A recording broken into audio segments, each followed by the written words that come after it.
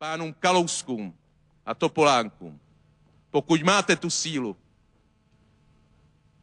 odejděte od těch svých konspirací, trapných schůzek a podrazů. A učiňte výzvu. Já ji přijmu, pokud jde o mimořádné volby. Já se jich nebojím. Pojďte si to s námi rozdat. My chceme sloužit této zemi. Čemu chcete sloužit vy?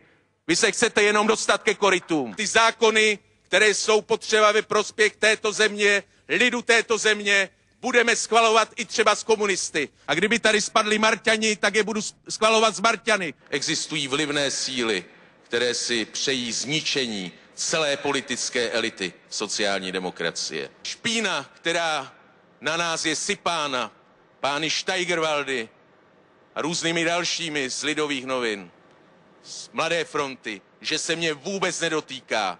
Vidím ten konečný cíl ve volebním vítězství a ve službě této zemi.